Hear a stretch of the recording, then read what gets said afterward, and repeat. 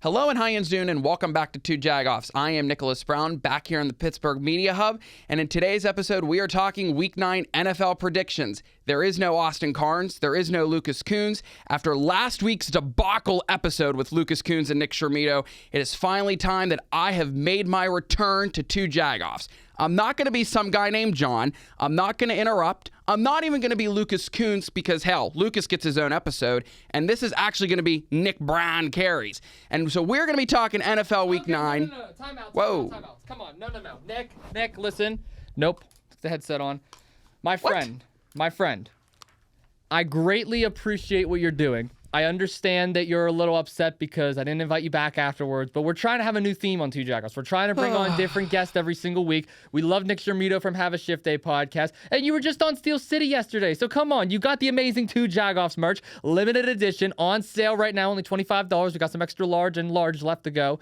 But come on, man. We can do this together. No. We can do this together. Fine. If you want to, why not? Okay. I can't resist. Let's roll with this. Ladies and gentlemen, I am Austin Cairns. This is Downtown Nicholas Brown, and we are back here on this Pioneer Pause for our NFL Week 9 predictions. Listen, when you are listening to this episode, Two Jagoffs Live, the big day of giving special that I am putting on, has already concluded. Unfortunately, Nick and I are currently living in the past because we are recording this on Tuesday. Two Jagoffs Live is happening on Wednesday, and this episode you're probably watching on Thursday. So, unfortunately, we can't speak on what happened on Two Jagoffs Live, but if you're seeing this episode, just know everything must have went well. It must have went great. Hopefully, Austin did not get hurt too badly. Maybe a little foreshadowing there.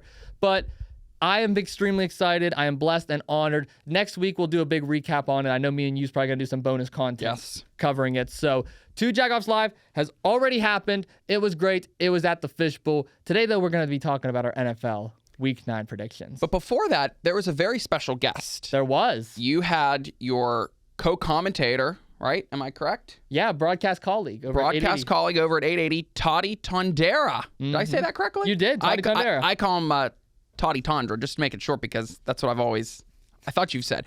But can you explain how that episode went about? It was fantastic. I actually listened to it. But since he's your colleague, tell us about him. Toddy Tondera is amazing. I love my man Toddy. I've been posting clips all week. Shout out to 880 as well for reposting and tagging and sharing stuff. Same with Toddy for accepting the collab on everything. It was a fun episode because not only did we talk about some of the current storylines that's going on in 880 Wrestling, we also had the chance to go through and talk about his broadcasting career, how we initially met, Toddy and I specifically, how 880 Wrestling has kind of changed with the broadcast and commentary team. Obviously, it is Toddy and I on the broadcast booth with Eamon Payton as our ring announcer. Hopefully we'll get Eamon on one day as well.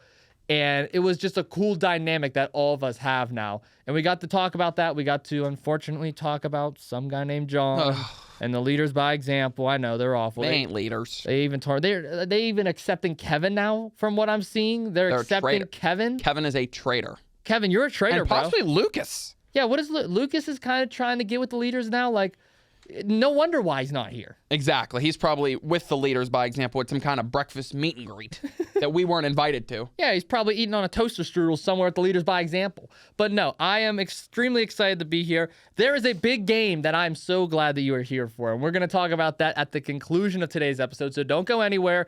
The most talked about game in Two Jagoffs history is happening on this episode today. And I'm so glad that Nick Brown and I are both in attendance for this. I'm a little sad Lucas isn't here to moderate it because it may get out of hand. It may be respectful. I'm actually going to come at this with a respectful approach. Let's just see how you take it. But Thursday episode, my God, can we just skip it? Can we just skip tonight's game, please? Can we just skip the game tonight? It's so bad. It's awful. We got the Baltimore Ravens taking on the Miami Dolphins. Now, the Dolphins did find a way to win last week. I don't know how Tua played better with one eye than he did all season with two, but that's besides the point. And Baltimore actually put together a pretty decent win themselves last week. So both teams are on a winning streak. Both teams are bottom of the barrel right now. Both teams are probably going to go into a rebuild. The Ravens not as much as the Dolphins because the Ravens are more just injured. Right. The Dolphins are just kind of bad. So I'm going to go to you on this one first. This is honestly a 50-50 game. Who do you got winning tonight? I have Baltimore winning tonight primarily because Lamar Jackson is going to be back. That is he's slated to return. I don't think this Miami Dolphins defense is going to be able to stop Lamar and this offense. I know this is only Lamar's first week back after some time after injury, But what Lamar can do is incredible. He can work through his injuries, and he will be able to power through. Give the ball to, Derrick Henry. He could power through. Zay Flowers. I think this team is going to be able to pull out a victory. I don't necessarily know if it's going to be a blowout. I think it's going to be close between 1 to 2 scores, but I think the Baltimore Ravens get the win. I'm going to agree with you. I'm going to go Baltimore as well. Both of these teams put up 30 points last week against both Atlanta and Chicago. So they went up against two primarily solid defense in the NFL, and they still scored big. Lamar Jackson is the envelope ceiling on the deal there for me. I'm going with Baltimore. I'm going with the Ravens. I don't think the Dolphins are going to lose detrimentally bad. I don't think it's going to be a no 30 or 40-point blowout like we saw with a couple games this week. But it'll be tight. It'll be close, but Baltimore's going to trail ahead. Give me the Ravens. Now we go into Sunday, right after Halloween. I love some Halloween.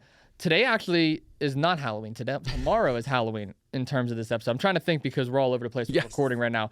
Tomorrow is Halloween, but the games that are going to be played on Sunday is on November 2nd, the day after IWC. I'll be on call for IWC Winner Takes All. The WWE Hall of Famer will be there. It's going to be crazy. But we got the Chicago Bears and the Cincinnati Bengals. The Bengals, of course, are rolling with Joe Flacco still. The Bears got Caleb Williams. I'm very disappointed in the Bears after that 30-16 loss against the Ravens. That should have been an easy win for them. Right. It should have been, and they obviously lost badly. And then Cincinnati, come on, 39-38 against the Jets for their first win of the NFL season. Are you kidding me, Zach Taylor? I'm going to go Chicago here. Even though both teams are disappointing, I know Cincinnati's offense is a lot more explosive, but I believe the Bears are going to have the better comeback because Caleb Williams is more mobile. Joe Flacco is a strictly pocket passing quarterback. He has a hard time escaping the pocket when pressure comes his way. The Bears have a solid pass rush. I think the Bears are going to win on both sides of the ball. This is a 50-50 toss-up, honestly. Not 6-7. No, I wasn't doing 6-7. I was doing 50-50. 50-50. Both these teams are just so bad right now. You really can try and pick and choose who you really want to. Cincinnati is also banged up. They just really don't have anybody. Chicago, too, they're just awful in general. So when you put these two teams together, it's going to be a lackluster performance. This is probably going to be a very low-scoring game. I think Chicago is going to come out with the win on top. Minnesota Vikings, Detroit Lions. Minnesota, we just found out Carson Wentz will miss the rest of the year with a shoulder injury. We don't know the status of J.J. McCarthy just yet, at least from when I was looking at this. Right. But whether it's McCarthy or whether it's their third string, I'm going to be 100% honest with you. I expect Detroit to blow them out of the water. I don't expect this game to be close at all. I know it's a Brian Flores coach defense, but this is also a Dan Campbell coach defense. This offense is incredible. Jahmyr Gibbs is a superstar. Jared Goff is phenomenal. Amon-Ra St. Brown is a top 5 receiver, in my opinion, in the NFL. This team is loaded with talent, and they're coming off of a bye. Yes. Minnesota, they're coming off of a bit of a longer week. They had a break. They played Thursday against the Chargers, which they lost in. I'm going the Lions all day. Give me Lions. I think this is really when Dan Campbell is going to get really aggressive on 4th down. He goes for it no matter what, when it's like 4th and 1, 4th and 2, 4th and 3, Austin. But I think this is really when you start to get these explosive players, and this is when you really want to open up the playbook and try something different. If Minnesota is able to stop them early on, that is going to prove to be a little bit of a challenge given how Brian Flores coaches. Steelers missed a huge opportunity with him. I think where Minnesota is right now, they're banged up. They're on this list of just players. They're having this issue that injuries are just piling up. They're moving to 2nd, 3rd, 4th string players. And this team is just all over the place. They are not consistent every week, and I think that's a big issue. You can also argue that for the Lions, but I think how this coaching staff and how Dan Campbell is presenting himself and this offense and defense and just some of the players you mentioned, Amon-Ra St. Brown, you name it, they have the talent. Detroit all the way. You're agreeing with me too much. And I made these picks before because I didn't have a pen. Let's just put that out to the audience. We were out beforehand, and I didn't have a pen, so I said, give it to me now. I'll do my prediction. So all of these are actually true. They've already been pre-written. I don't know Austin's little list over here and what he does because I'm not. Yeah, we never there. Discuss it beforehand. We always like to have our natural, raw, authentic reactions. Yeah, I was going to say authentic. Okay. Don't worry. But yeah, no, we had a crazy day. We went to Barb's Country Junction in the morning. You came to Carnegie, and then we came down here in the city. Nice. You even forgot your paper. You had to go to the library and print it out. You didn't remind me. My bad. But let's just, because Lucas isn't here, let's just give props to Lucas. I don't think Lucas has forgotten anything yet.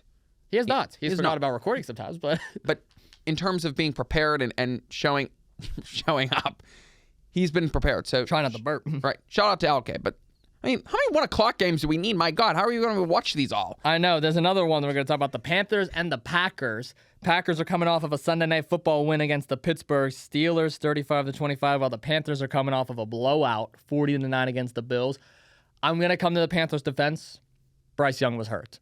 Andy Dalton was the starting quarterback. If Andy Dalton started that game, it would have been closer. If Bryce Young was starting over Andy Dalton, it would have been a closer game. Okay. I don't believe they would have beat the Bills. But it would have been closer. They would have at least scored a touchdown. Okay. They would have at least scored. So I'm going to go with the Packers. I don't know the status of Bryce Young. Either way, though, I still believe Green Bay is going to win.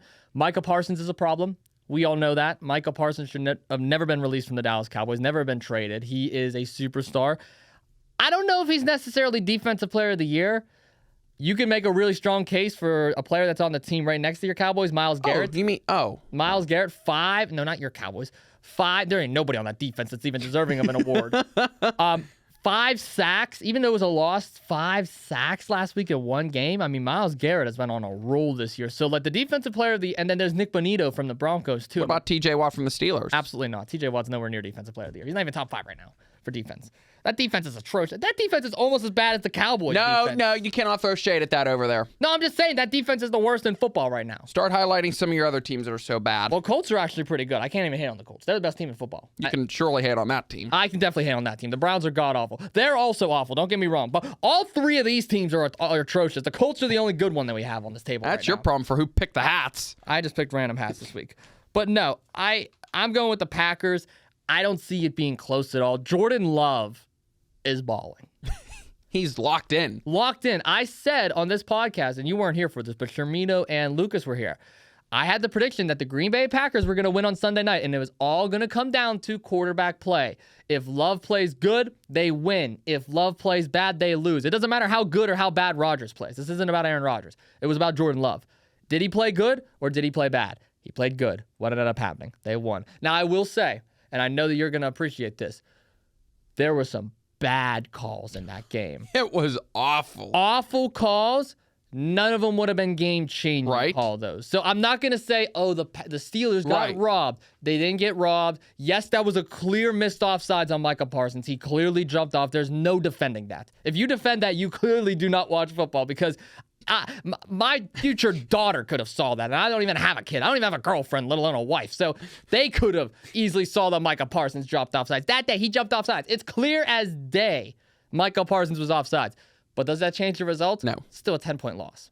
But still, that was some bad officiating. Bad officiating. That was probably the worst officiated game this weekend. I will say so. And I'm usually one that doesn't like bringing up refs into this because I like to talk about the actual plays themselves and break it down. Again, I don't believe that's why the Steelers lost. But again, when it's clear and blatant. But that is something that definitely needs to be known for. How the hell do you miss that? Okay. Give me Green Bay over the Panthers. This Panthers team is just getting nowhere. It's another flunk season. It's been a flunking season. They're not bad. It's just Bryce Young's hurt. Yes, but look who they're going against. They're going up against Jordan Love. Still 4-4. 4-4. Yeah, but the Packers are way above that. Packers have not lost. I think they've lost, 1 or 2 this year? And then they tied, yeah. And then they've tied. But against the Cowboys. But anyways, give me Green Bay. Got Jordan Love. You have Micah Parsons. You have some really game-changing players in this game. I think Green Bay is going to win. I don't necessarily know if it's going to be a blowout. I don't think it is, but just give me Green Bay for the victory. LA Chargers and Tennessee Titans are next. Chargers got that Thursday Night Football win against the Vikings. Titans, of course, lost to the Colts last week in dominant fashion. Listen, again, I'm not ready to start blaming Cam Ward for anything. It's only his rookie season. He's already on his second head coach, and it hasn't even been 1 full year yet. I'm not expecting them to go literally anywhere this year. I expect the Chargers to come into Tennessee and get a dominant win. Give me LA. Give me LA over Tennessee. That's where I'm going. I just think the Tennessee Titans are just collapsing. They've won how many games so far? 1? Mm-hmm. It's just so bad. It's so late in the season. You're just already flunked out of the playoffs. There's really no reason or rhyme reason to show up at this point. Chargers really have some potential. I'm totally not convinced on the Harbaugh brother because he's had some risky. Wait, John or Jim? Chargers head coach. You are? Yes. I'm a little risky on him. What do you mean? He's amazing. He's amazing, but not to his brother's standard. I think. No, he is much better than his brother. That's I don't know. Crazy. I'm not really sold John? on it. You're telling me you'd rather have John Harbaugh, the guy who goes for it on 4th down and takes No, absolutely not. That's a terrible take. No, it's not a terrible take. That's it's a hot terrible take. It's a hot take, all right. It's a terrible one. What? John over Jim? Yeah. I don't know about that. But just one. give me the Chargers. I think they're going to get the win. No, I'm not going to let you slide on that one. I fully disagree because here's the thing with the LA Chargers. They are a franchise that was in desperate need of a culture change, and Jim Harbaugh was the one that brought that. Justin Herbert was drafted to a pretty bad situation, no wide receivers, a defense that was depleted, a player in Joey Bosa who was the only one that actually made noise for that team since Phillip Rivers played in the NFL and LaDainian Tomlinson played in the NFL. He goes out there, he gets all the weapons that is needed. He beats the Kansas City Chiefs week 1. He's a locker room leader. He's a pioneer. Everything about this, not a Point Park pioneer, but a true pioneer. There's no way that you can say Jim Harbaugh is worse than John Harbaugh, let alone he led that Michigan team to a damn near undefeated season, beat Ohio State 3 years in a row, and won the national title with J.J. McCarthy as his quarterback? Please, settle down. Come on, that's Settle ridiculous. down over there. Settle down over That's there. ridiculous. No, it's not. Settle down. I'm a big Jim Harbaugh lover. I can tell. I don't think anybody didn't know that. Big Jim Harbaugh. Give me the Chargers, though. Even though they're not consistent every week, give me the Chargers. I will agree with you on that. They need to get better with consistency. I blame that on their defensive coordinator. I don't know how the hell he still has a job. Their defensive coordinator. I'm surprised he hasn't landed at the Steelers yet. Yeah, no, it's bad. Atlanta Falcons, New England Patriots is our next game. The Falcons just continue to disappoint me every week, man. Why even talk about them? Well, I mean, like, are you kidding me? Are you kidding me? The Dolphins? Really? Really? If I remember correctly, I think everybody on CBS picked the Falcons. They did.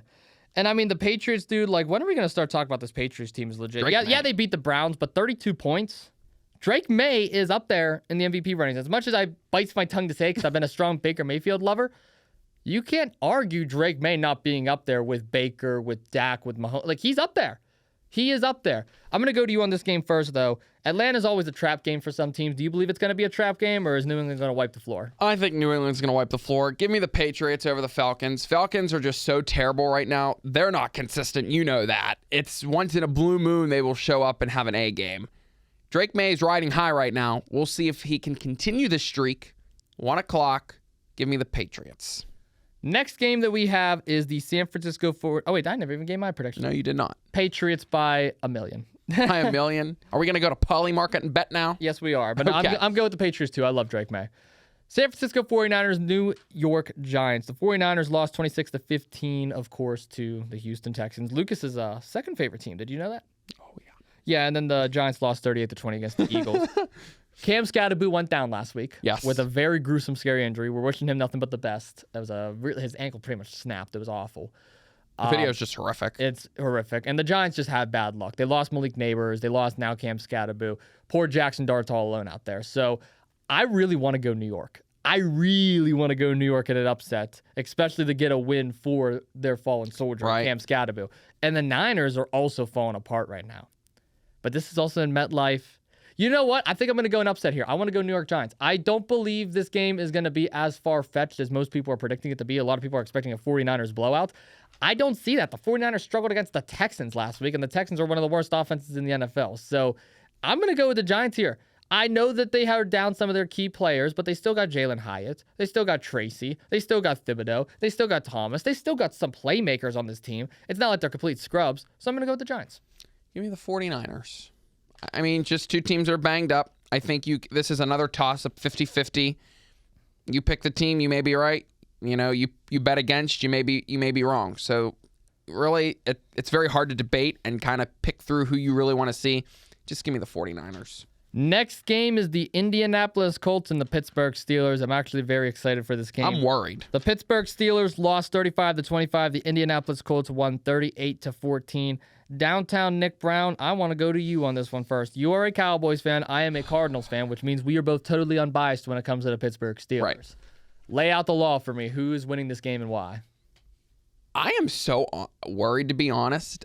I don't even know my feelings coming into this game. Losing Sunday night, Mike Tomlin is like really good on a Sunday night. So that performance really was a lackluster performance. Indianapolis Colts are riding high right now. They are actually consistent every week. This is very hard for me because I never want to bet against my hometown team in the city of Pittsburgh. But this Colts team traveling on the road with the fan base they have, with the players that they have, with this streak that they're on right now, and just all the opening up the playbook and just trying to get everybody involved, really worries me coming into Pittsburgh. I originally was going to pick the Colts over the Steelers, but something tells me this is going to be a Tomlin bounce back week. Give me the Pittsburgh Steelers over the Colts. I don't necessarily know if Aaron Rodgers is going to have a fantastic game. TJ Watt's going to have a fantastic game. DK Metcalf is going to have a fantastic game. Something in me is just telling me that Steelers are somehow going to squeeze a victory over the Indianapolis Colts. And this is where we disagree. I'm going with the Colts. And the reason why I'm going with the Colts is because the Pittsburgh Steelers cannot stop the run to save their life. Their defense is god-awful. God-awful. And they are going up against the number 1 rushing team in the NFL with the number 1 offensive line in football, the number 1 running back in football right now in Jonathan Taylor. Jonathan Taylor is going to eat the Pittsburgh Steelers alive. Daniel Jones can throw the football 15 times in this game, and I believe they will win. That is how bad this Steelers defense is and how good this Colts offensive line is. Now, here is where things worry me. What if Aaron Rodgers jumps the gun early and DK Metcalf is able to get open and create some separation? Colts have an injured corner right now. They can expose that. They can expose that secondary. So if Pittsburgh can expose Indianapolis defense and get ahead of the Colts offense, this will be a much closer game, and I could see an upset win. But whenever I'm breaking down the logistics of this game, the Steelers' defense does not match up at all with the Colts' offense. It was no different than when the Cowboys went up against the Bears. And I hate to bring this up because I know you're a Cowboys fan. But if you think about it, what was the Cowboys' biggest loss in that game? They couldn't stop the run. Nope. The Bears ran all over them. Caleb Williams was taken off. It was bad. They couldn't stop anything. First, second, third, fourth. It was just. I'm expecting the same result with the Colts and the Steelers. I believe Daniel Jones is not going to have the greatest game. I think pressure is going to get to Jones early. Jones has been really good under pressure this year. Pittsburgh brings pressure a little bit different, though. They like to test quarterbacks out. And they're going to test Daniel Jones. This is a real test for him, and I'm excited to see it. But, man, all he has to do is hand the ball off to Jonathan Taylor, and you're just fine. Hand the ball to Taylor off. Get under center. 180. Hut. Snap it. Boom. Actually, here, I have the football right here. I can do it for you. Daniel Jones, that's all you got to do. You got to get under center. Got to look around. Blue 42. 42 wide. Wide 19. Hut. Boom. Hand off to Taylor. That's all you got to do. That's literally all you got to do. You don't think that the Steelers defense is going to get in Daniel Jones' head if they do start early, if TJ Watt pressures? No, because they have the best offensive line in football. They do a really good job of what's called a chip block. Do you know what that is? A chip block is when you line up the tight end in the flat and you essentially have them chip the edge rusher. So TJ Watt, he likes to line up on the right side a lot. If you're from this formation, if you're on the opposite side, it's the left. But from an offensive standpoint, he's on the right side of the formation. So when TJ Watt's on the right side of the formation, all you got to do is do a chip block. Guess who the Colts have? A very amazing star rookie tight end in Tyler Warren, who's been balling this year. All Tyler Warren got to do is whenever Daniel Jones is under center, Jones will give him that look. He sees TJ Watt coming. All Tyler Warren got to do is just throw his body at Watt, chip him. That's what it's called, a chip block. You don't have to hold him. Just chip him, bump into him real quick, kind of like a car crash, and then let the right tackle handle the rest. You think Tomlin's going to lose 3 in a row at home? Absolutely. Why wouldn't I? It's just something. Never bet against Tomlin going 0-3. I would say that, but I also would argue the same thing with Shane Steichen right now. Never bet against this run game with the Colts. Every time I've bet against the Indianapolis Colts this year, they've proved me wrong. There is no reason why I should pick the Steelers over the Colts. The Steelers have done nothing for me to pick them. Steelers are going to prove you wrong. I believe the Colts are the best team in football right now. I don't even think it's close. I mean, if you were seriously, I think they're better than the Eagles. I think they're better than the Vikings, the Lions, the Buccaneers, the Chiefs. I think they're the best team in football right now. I really do. I don't see, and even though they lost earlier this year, let's be honest, the one game they lost this year, they should have won. Denver screwed them. It was a horrible call at the end of the game, and then they kicked the game-winning field goal. So the Colts technically should be undefeated right now if we want to be serious. But that's besides the point. Now, will this last when the playoffs come? That's a different story for a different day. But as of right now, Week 9, give me the Colts. Doesn't matter if you're consistent now. When it's one or done in the playoffs, you either win in the playoffs. You win and move on. You lose, you go home. But we're not there yet. We're only in Week 9, and when we're talking about Week 9, go with the Colts. Giddy up. I don't even know if that's what they said, but giddy up. Give me the Colts. Denver Broncos and Houston Texans. Finally, our last 1:00 game. My goodness, Bo Nix has been looking great this year. I'm not a fan. I've been very critical of C.J. Stroud, and I've admitted this on this podcast. I think Ohio State does not do a good job of developing quarterbacks. I'll give them credit with receivers. I mean, look at Jackson Smith and Jigba. Look at Garrett Wilson. Look at Marvin Harrison Jr. Look at all the incredible wide receivers from Ohio State in the NFL. How many great quarterbacks are from Ohio State that's in the NFL? None. Zero. C.J. Stroud is the best they got. And I know the offensive line is bad. I know that Nick Chubb is up there in age and the injuries, and I get it. But he's not consistent. But he is not consistent at all. Bo Nix is. Bo Nix has been consistent. Bo Nix has one hell of an arm. Love the Denver Broncos. Give me them over the Texans. Give me the Broncos over the Texans. Texans are just unpredictable every week. They're not consistent every week. C.J. Stroud could have a really good game. Next week it could flunk. Could be vice versa. Picking the Texans worries me. I don't want to take that risk. Broncos all the way. Yeah, and our next game that we have is actually two teams coming off of a bye. You got the Jacksonville Jaguars and the Las Vegas Raiders. Again, I don't know who would be watching this game. I'm going to go Jacksonville for the simple fact that Las Vegas, the last time we saw them play on a gridiron, they didn't score a single point. They got blown out 31-0 to the Chiefs. I'm not a fan of what they're doing right now. I know Tyler Lockett's back on the team. They got Geno Smith doing his thing, but and by doing his thing, I mean throwing 3 interceptions a game. I got to go Jacksonville. I know it's at Allegiant Stadium, but I still got to go with the Jags. Give me the Jags over the Raiders. I would never pick the Raiders for my life. No, absolutely not. Next up, New Orleans Saints, L.A. Rams. We saw a little bit of Tyler Shue, rookie out of Louisville this week. They benched him in favor of Spencer Rattler. I wasn't as impressed, but again, this team, it's just so bad. Rattler's not even really the problem. There's so many other issues that we can go into, but they're going up against the Rams. The Rams are at home. It's Sean McVay. They're coming off a bye. Give me the Rams. Give me the Rams. Sorry. Saints are so bad. They've what? How many games have they won? One? Yeah. One. Again, it's so bad.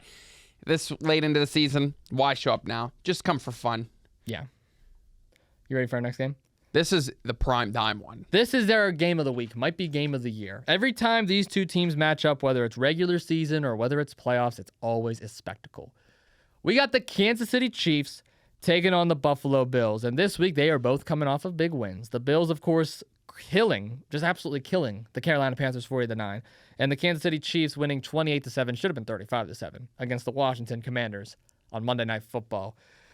I want to go to you on this one first, Nick Brown. I think it's officially time to say that both of these teams are back. Both of these quarterbacks are looking good. I'm very impressed with Josh Allen and Patrick Mahomes right now. Now it is time to start wondering where they lay in the playoffs. The Chiefs are obviously back and forth with Denver and LA kind of for that first spot right now. Buffalo is actually somewhat trailing the Patriots in their division. The road to the playoffs only goes up from here.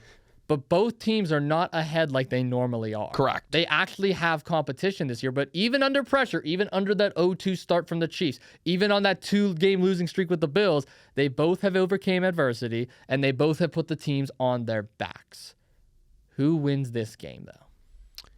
This is a tricky one because you can really pick out some key players from both teams. You can definitely highlight these quarterbacks. You can definitely highlight these head coaches. Definitely highlight both offense and defensive coordinators. It's all coming down to the place. And it's at home at Buffalo. The NFL today will be on the road, live at Buffalo, I believe, for this game. I believe this game's on CBS, so you're going to have Jim Nantz, Tony Romo, and the whole crew there. I don't think Kansas City is going to come in here, dominate, and actually leave with a victory.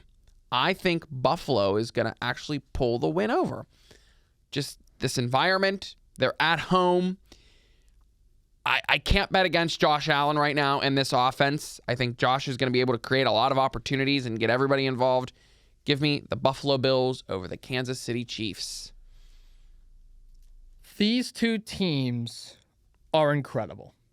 These two teams have had some of the best games that we've ever seen.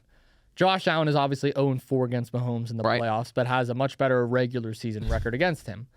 Patrick Mahomes, I call him Superman. That man can do everything on the football field. This is probably the most even matchup that we have had all year.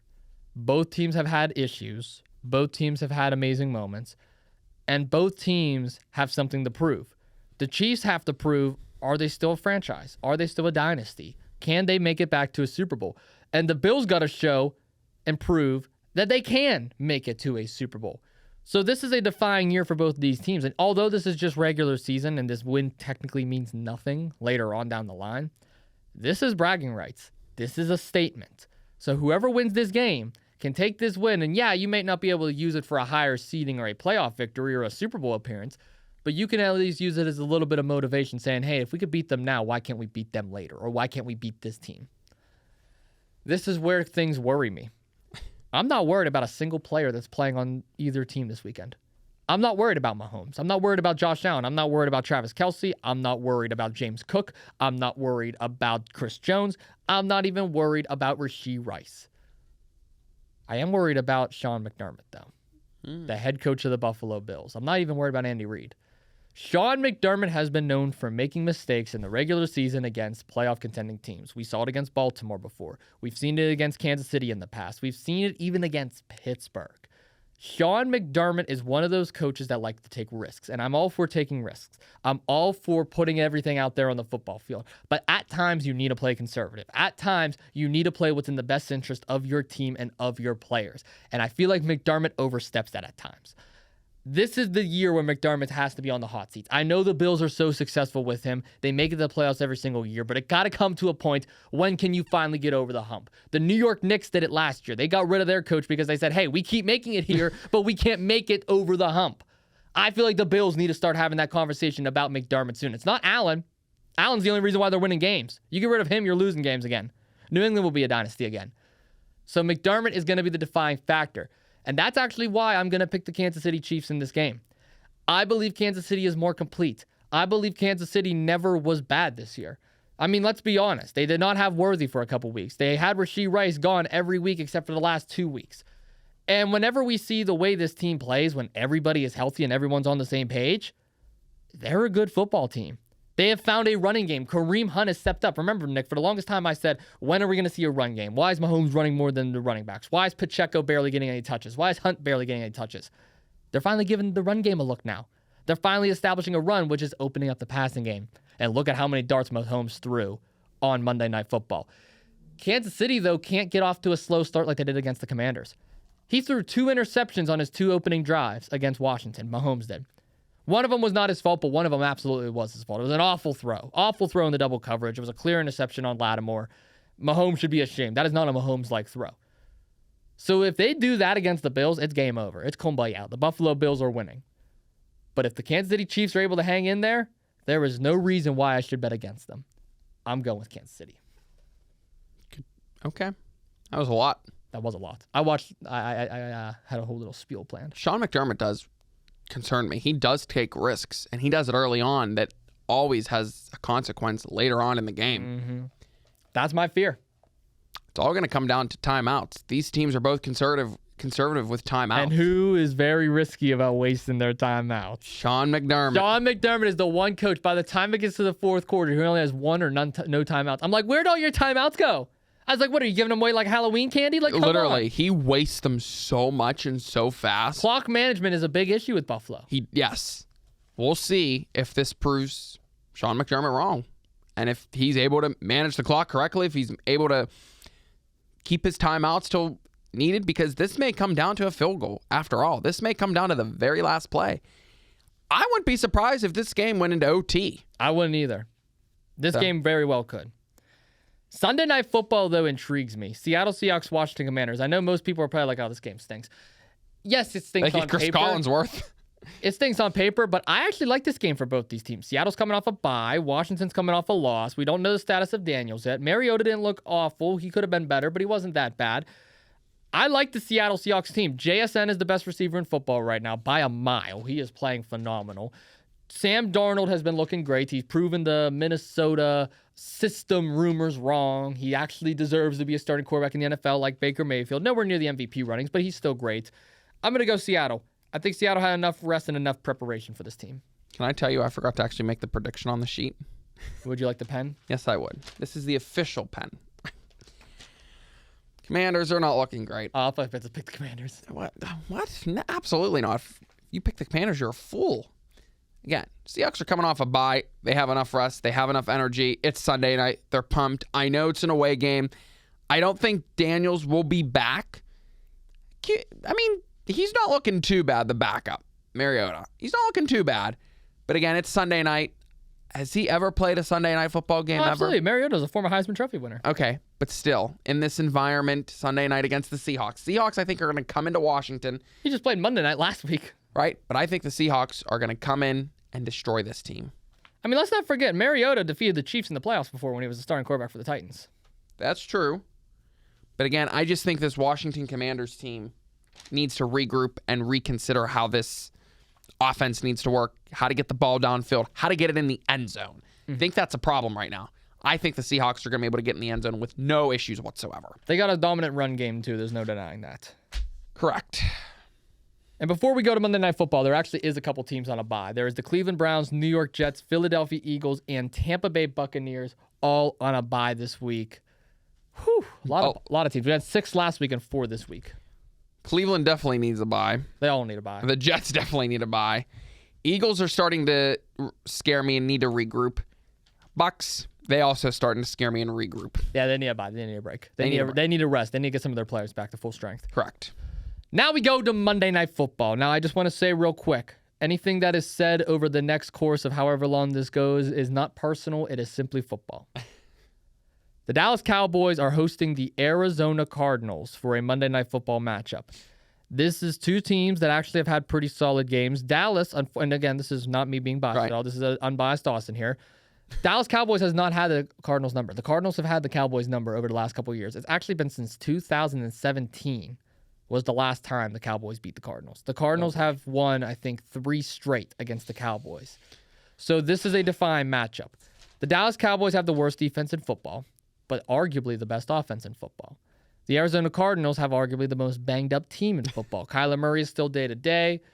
Their running back room is completely depleted. Their offensive line is completely depleted. Their defense is really the only thing that's keeping them together, and that's not even that good.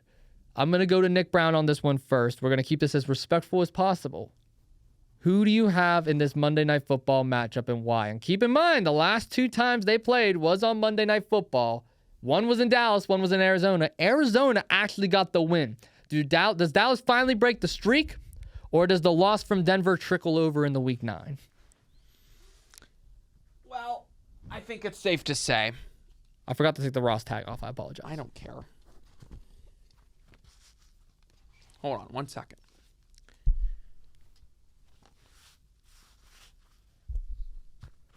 Am I looking good? Am I looking good over here? It looks good. Give me my Dallas Cowboys over the Arizona Cardinals. This game's at home. Yes, they're coming off a loss, but that isn't going to stop them. I think Dak right now is in the top for MVP, for QB, for this MVP season. The defense is what's really worrying me. When you give up 44 points to the Broncos, it doesn't matter how good your offense is. It doesn't matter how good your offense can go out there and put as many points on the board.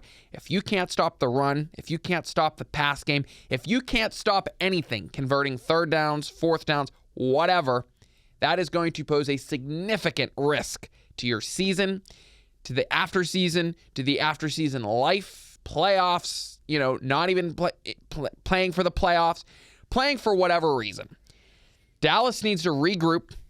This defense needs to come together. This defense really needs to show up on Sunday. Monday. Yes, the Cardinals are banged up. Yes, the Cardinals, you could, lots of questions regarding their QB, wide receivers, no matter what. Cardinals right now could come into Dallas, could come into this team and win. But I don't think that's going to happen. This is at home. This is Monday night. This is when probably you could argue Dak Prescott is probably one of his best on a Monday night. You could disagree a little bit, but I don't think they're going to lose back-to-back. I think Dallas is going to squeeze out the victory. It's definitely going to be close, but if the Cardinals come in early, show up early, and start, getting in the pocket, pressuring Dak, getting into his head, it's going to be a whole different ball game. And you can also say the same for the Cardinals too. And if the defense for Dallas shows up, if they're able to get in that pocket and they're able to stop it early, it's going to pose a whole new game. I wouldn't be surprised if this game went to overtime. This may be a low-scoring game. This may be a high-scoring game. I have to get the feel after they do the coin toss to really settle in on how this game's going to go. But give me a Dallas victory over the Arizona Cardinals. The Dallas Cowboys should blow out the Arizona Cardinals. They should have 40 points. The Cardinals should barely have 10. That's what's supposed to happen on Monday Night Football. It's supposed to happen. The way this script is written is simple. Dallas is the team that everybody is hating on because they cannot get the job done. It's going to be damn near 30 years since their last Super Bowl. And what do they have standing in their way? The Arizona Cardinals. No, they have Jerry Jones standing. A team, well, that too. But they have a team in the Arizona Cardinals standing in their way right now. Dak Prescott is playing at an elite level status. He is phenomenal. He is great. As much as I like to rage bait and troll Cowboys fans, I have to give Dak his flowers. He is amazing. George Pickens has to have a new lighting. CeeDee Lamb, we already knew he was this good. And I feel like not many people are giving credit to Jake Ferguson and Javonte Williams as well. They're running back and tight end. They're both amazing too. They should be getting some of their flowers as well. Their issue is the defense. It's plain and simple. You pointed out. They cannot stop anything. They couldn't stop a cold if they wanted to. Give them some Advil, some ibuprofen. They ain't stopping that either because they are that bad. So, yes, the Dallas Cowboys should beat the Arizona Cardinals on Monday Night Football. This should be an easy victory for them. There's no reason why the Cardinals should win. Their quarterback room has been awful this year. They've had Brissett, Brissett looks not bad. He's not a bad backup. But Kyler Murray is supposed to be the guy of this team, and anytime you see him, they can't win a game. And the Cardinals' issue is it doesn't matter how many points they score in the first half. They could put up 50 points in the first half. They are 0-5 when it comes, sorry, not 0-5, 0-4 when it comes to fourth quarter blown leads. Did you know the Arizona Cardinals gave up the most fourth quarter blown points this season? They're the worst. They cannot hold on to a win. First 3 quarters, the Cardinals are great. The Cardinals look like a playoff contending team, even with all the injuries. But once it comes to that fourth quarter, they give up all the points in the world. They forgot all of a sudden how to run the football. They forgot all of a sudden how to call plays. It is bad. And Dallas, say what you want about them, they're one of the best fourth quarter teams in the NFL. Dak Prescott put together a good two-minute drill. I was going to say, he's had like 7 or 8 passing, touchdowns within the last 2 minutes of the game. That's exactly. So the Cardinals should lose this game. There is no reason why. But Nicholas Brown, it's them damn Dallas Cowboys that we're talking about here. Listen, if there's going to be a team out there that disappoints me more than my own team, it has to be the Arizona Cardinals. And you see, I didn't bring a Cardinals hat today. I didn't even bring my Cowboys hat today, unfortunately. So I'm talking about like my Dallas Cowboy hat. Oh, but please. I am a wrestling fan. Okay. You know this. I'm a wrestling fan. And yes. part of wrestling, I don't know if you know this or not, especially down in Mexico, is lucha-style wrestling. Like the luchadors. Right. So I thought it was only fitting, since we're going to be near Dallas Oh, jeez. this week, if I bring my own Arizona Cardinals lucha mask. Please. It's not Halloween yet. Please take the mask And it's off. Halloween. You're not Mr. Jack Dean. Oh, I'm Mr. Jack Dean for right now. So, ladies and gentlemen, I can't even hear what these on. It doesn't matter. This week, this will be a sticker later on. This Monday, on Monday Night Football, the Arizona Cardinals are going to beat them piss-poor, pathetic, worthless, no good, god-awful, atrocious disgrace of a football organization known as them damn Dallas Cowboys. Nick Brown, you only have 1 star on that hat that you have. That 1 star represents how many good stars they are out of 5. 1 out of 5. They are bad. They are piss, poor, and pathetic. This mask is hot. I am taking it off. Give me the Arizona Cardinals. You see this star? This is what's going to guide them to the victory Monday night. It's guiding them to the victory. Take your spiel and go put it in the Pittsburgh River where all that other shit belongs. Get those shitty takes out of here. Give me the Dallas Cowboys. Give me my man Jerry Jones. Give me CeeDee Lamb, George Pickens, Brian Schottenheimer, Dak Prescott, Jake Ferguson, you name the player. They are showing up Monday night. Dallas over the Cardinals. Hey, you got to admit, this is actually a nice lucha mask. You know what I have to admit? Your take is ridiculous. Give me the Cardinals, baby. Listen. For you to pick your own team is just outrageous. After all the things that you've said about the Cardinals. Why? I'm honest. No, you're not. How? Because you says they were awful. They banged up. They are. So then why would you pick them? Because the numbers don't lie, my friend. Every single time the Cardinals match up against the Cowboys, whether the Cardinals are here or whether they're all the ways down here, which, damn it, they're right down there right now, they find a way to beat the Cowboys. They not do. Happening. It's the truth. Dak's showing up. I hope he does. We should go to the game. Yeah, buy me tickets to AT&T Stadium. We'll go down to Dallas. I'll wear that lucha mask. Please. It's not Halloween. Please take the mask off. It's Halloween. It's Halloween tomorrow, damn it. Tomorrow is Halloween. I don't care if it's tomorrow or not. Please take the mask off. We don't want you scaring the kids, let alone you're already in your Halloween costume. Hush, I'm in my Day of Giving shirt, November 6th. Don't forget to be there. But If you're... Wait. It's going to be Halloween after, so you're probably going to show up in a whole costume. I will. Look at that. Oh, jeez. No, it's not going to work.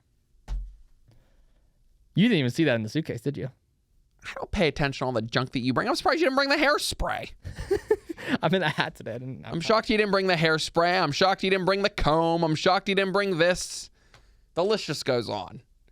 Mm-hmm. And I'm not done yet. You're not done yet. But no, you can take that Cowboys hat off now. Why? Because they're awful. No, they're not. They're better than all these teams up here combined. Not the Colts. They are not better than the Colts. Yes, they are. The Colts would put 30 on them. Nope. Yes. No. Absolutely. Absolutely not. You're rage rating now. I'm not. Nope. Give me the Cowboys over the Colts. Oh, my God. Give me the Cowboys over every team on this table. I'll give you the Browns and the Falcons, but the Colts? Yes. And you know it. No. Yes. No. Hey, this is my episode, and this is how we end it off. Okay. Well, we do have a couple of announcements to make before we end things off today. There's a lot. First of all, I just want to thank everybody so much for coming out yesterday. Again, I wish this episode was done after 2 Jagoffs Live so I can give my full opinion on what happened and a big recap. I'll probably do a big breakdown episode of it on my personal YouTube channel, kind of like I did with my AEW experience. I'll do my 2 Jagoffs Live experience as well. I just want to say everybody that has donated, everybody that has supported me, everybody that has bought some of our 2 Jagoffs merch or wore some of our Day of Giving merch, I really appreciate all you so much. It means the absolute world that you take the time to support this, as Lucas likes to say, shitty little podcast that we started a couple years ago for jokes and giggles. And it's taken off to this point. So thank you all so much to all the amazing guests that we've had on, the broadcasters, the politicians, the wrestlers, even the students at Point Park University and faculty. We love and appreciate you as well. This podcast has grown and humbled me so much to the point where we can call ourselves professionals now just from the amount of guests that we've had on and the amount of experiences that we've had on. And knowing that we're at that status right now and knowing that we are looked at as leaders at Point Park, and I know both of us have been referred to that many times by so many people. What? It's the leaders by example. No, you're not you're that. Crossing the line. I didn't say by example. I just said we're... Stop it. You were getting close to that fine line. I was. We are leaders of Point Park University. Thank you. Screw the leaders by example, but we love everybody else. You suck, Reese Hayes, Clayton King, Marco Narciso, some guy named John. Yeah, all 4 of you stink. But same with Dead Hand Society and the Jocks. You guys all stink. And Chug. I'm not a coat rack. Anyway, but that's besides the point. Ladies and gentlemen, we thank you all so much. And we're going to treat you guys this week because on Sunday, we're not going to do an interview Sunday. We're actually going to be having a returning guest coming on 2 Jagoffs this Sunday. So out of all the amazing interviews that we've done, the most requested one was one of the first that we did. Second ever interview, Caden Warner. Point Park University men's basketball player is making his return. He'll be right there in the chair that Nick Brown is sitting in right now. And we're actually going to be on camera because the first time around, I didn't quite know how to use all this stuff yet. I just figured out the Media Hub. It was actually my first ever time recording the Media Hub. Interesting. Was with Caden, now that I think about it. So Caden will be back here. We're going to be talking about the NFL. We're going to talk about the upcoming Point Park basketball season. We're going to talk a little bit about his career, what he did in the offseason. It's a fun episode. It's about an hour long, a little longer than this one. So definitely go tune in. You're not going to want to miss it. We love Caden Warner. He's amazing. Great guest. He shares and puts stuff on socials all the time. So there's probably already an announcement about it out right now. So you're not going to want to miss it. But yeah, big week for 2 Jagoffs. I have some other wrestling news to talk about. But what about you, Nick? What do you think about all that? I had the pleasure to meet Caden. You did? In the week. Caden was very gracious to take the time, chat with me for a few minutes, take a picture with me. I had to come up here and help you film the promo. And so I was able to see Caden, my first time ever meeting Caden. I'm very excited to see his performance this year in basketball, in terms of stats, in terms of performance, how they do. Wishing the men's basketball team a lot of success because their first home game, I don't believe until is December, I think. So they're going to be on the road for much of November. First road games against Edinburgh. So it's going to be a tough matchup, I think, this year, given you're starting on the road. And you're not going to get home until December because of all these road games. So wishing the Point Park men's basketball team a lot of success, wishing Caden a lot of success, and I'm very eager to hear his NFL thoughts. He has some interesting takes. We'll just say that. Interesting more than mine? Let's just say he doesn't have a quarterback winning MVP. He's a Cowboys fan? No, absolutely not. He actually roasted your Cowboys. What? Yeah. Caden, how could you? We were friends. Wow. I see how it is. He's not a Cowboys fan. You only got Matt Blanchard. That's the only one you got on your side. And Matt's very smart. Probably the smartest Cowboys fan. What are you looking at me for? He's a Cowboys, Ohio State, Cleveland Cavaliers fan. That ain't smart. Cleveland Cavaliers? Let's go, MP. I got a calf shirt, too. Oh, we know. You in that damn Gav shirt. You in that Under Armour shirt, too. I have certain fits for certain episodes and certain days. Sorry that my attire just doesn't fit yours. Anyway, I do have 2 sports things to shout out and then a couple wrestling events to shout out. Shout out to Pitt for a big win against NC State. I was there in attendance this past Saturday. And then Sunday, I was actually in the control room running stats for Pitt volleyball in their big 3-0 win against Wake Forest. Any stats you can share with us? Olivia Babcock is amazing. Okay. Amazing. Even NFL Live talked about Key player to watch? Absolutely. Okay. She is the best player in the country, in my opinion. But there is also a big win that happened with the San Antonio Spurs. I'm not a Spurs fan, but Victor Wembanyama is incredible. We talked a little bit about it in Steel City, but he's my MVP right now. He has to be. A man 7'4" should not be doing the things that he's doing. He was taking the ball up court like a point guard. Is he going to dunk on you? I would let Victor Wembanyama dunk on me for a promo. I absolutely would. I totally So, Victor, if you're watching, listening, we would love to have you at Point Park University right here on this podcast. Yeah, we'll come down to San Antonio and we'll let him dunk on me. Yes. Why not? But no, the big announcements I have to make, I actually am going to be working these next 3 days. Do you think 2 Jagoffs Live was the only big thing this week? No. No, sirree.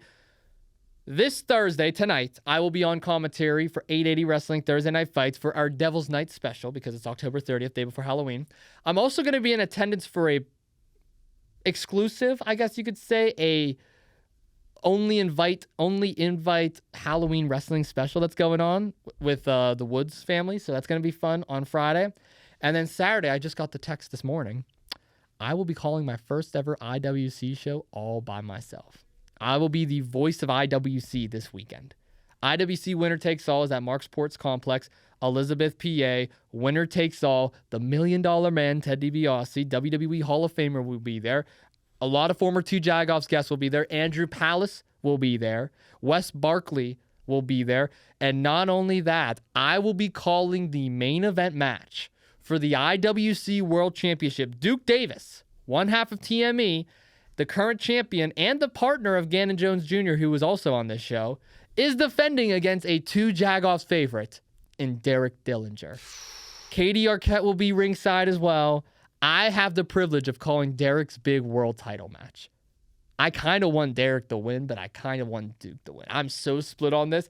I have to be unbiased this weekend, obviously, because I'm a commentator. I'm not, I'm not part of the stories there. But I will say, I am so thrilled that I will be calling Derek and Duke's world title match. Every move you make, everything you say, everywhere you go, leaders by example will be watching. So please, Thank God they're not going to be. Whatever in the hell that you do, piss them off. Piss off the leaders? Piss off the leaders. Well, tell Kevin to stop following me around with that leader shirt. He's not helping my cause. Let's just say, until Kevin comes back to our aisle, our side, and Lucas comes back to our side, they are not welcome in any promos or anything regarding podcast related. I can agree with that. Okay. Screw the leaders. Screw the leaders. But no, IWC, that's big, dude. I'm excited. It is big. I really do want Derek to win. Ooh. You're picking Derek. I'm picking Derek. You're going with the production. Going with the production team. All right. But no, outside of that, it's going to be a busy, busy weekend. I'm going to be all over the place. Working more pit games this upcoming year, wrestling, basketball. You know how it is. We got to work some more events. But yeah, there's a lot of cool stuff going on in the community right now. Thank you all so much for tuning into this very special episode of 2 Jagoffs. Nick, thank you for taking the time to be here as well on this Pioneer pause. It's supposed to be our day off, but we had a fun time still. I mean, it's not like it's going to be a day off. I have to go home and go shopping, and you're going to be going home to bingo, so it's not like we're relaxing all day anyway. But great time, great episode. Any final words that you would like to leave with the amazing listeners of 2 Jagoffs? What is this, like your 6th or 7th appearance already? I definitely will be back within the next few weeks. No final words for anybody? Oh, thank you. Thanks everybody for tuning in. It was great to see everybody at 2 Jagoffs Live. Networking, probably one of my favorite events. It was great to see a lot of guests, and we hope that you will see us because there's a lot going on end of the year. We are booked. We are proud to announce that we are booked through the rest of the year. So every Sunday, there will be a new interview dropping. Which is insane. Which is insane. Some are returning for interviews and like longer form discussions, and some are our first ever interview and just, getting out there and making their presence known. And it couldn't be everything couldn't have been done without you guys, the followers, the supporters. Thanks for liking, subscribing, sharing it everywhere. I'm excited. And shout out to Kyle Archer for helping out with some of this Day of Giving promos as well. I mean, me and you had a great time shooting those promos. We'll talk about that maybe on Steel City next week. But let's just say Kyle, Nick, and I had a phenomenal time. I couldn't stop laughing. It was so funny. So funny. But ladies and gentlemen, one last final announcement. Don't forget to get your 2 Jagoffs merch. Nick Brown is proudly representing. You want to get up and show the back real quick? Oh, why not? Yeah, show them what's up. So that right there is our exclusive 2 Jagoffs shirt. There's only a limited supply of large and extra larges. We have more larges than extra large. So if you want some, DM me on any of my socials. DM the 2 Jagoffs account on any of the socials, and I will proudly hand deliver or ship, depending on what's hand easier. Deliver. Well, most people listening, I'll probably see within the next couple weeks. So let me know if you are interested in the first line of 2 Jagoffs merch. If you like it, we will definitely be bringing it back. Not only that, yes, 2 Jagoffs Live is over, but the actual Day of Giving is just beginning. On Thursday, November 6th, this is the shirt that represents this year's Day of Giving. I'm not getting up, but on the back it says $350,000. That is the goal. I'm hoping we shatter it. I think we can shatter it. I know we're going to shatter it. But this is the exclusive shirts. These are actually free. I have a couple left. So if anybody wants any of these, DM me as well. Maybe I'll throw one of them in there with a 2 Jagoff shirt as well, and you get a 2-for-1 special. So Day of Giving shirts are also available. 2 Jagoff shirts are available. We're like a walking advertisement now. Pretty soon we're going to have 2 Jagoffs coffee mugs. Yeah, we'll have to have them right here on the table. Let's just say I'll be the first one to buy that mug because you can never have too many coffee mugs. I actually agree with you on that. My dad would disagree because my dad hates how many mugs we have at home because he has to do them all in the dishwasher, but I agree. We love How with fees? We need an upgrade for the coffee mug. The original exclusive. Yeah, we gotta get some new hats too with the new logo. Exclusive 2 Jagoffs coffee mug. That is microwave and dishwasher safe. I like that. Well, ladies and gentlemen, thank you all so much for tuning in to our NFL Week 9 predictions. Next week on NFL Week 10 predictions, Lucas will be returning. I'm sorry. And we may or may not have a very special guest. So Me? It's not you. I'm sorry. Damn. But don't go anywhere. We will see you all next week. Peace.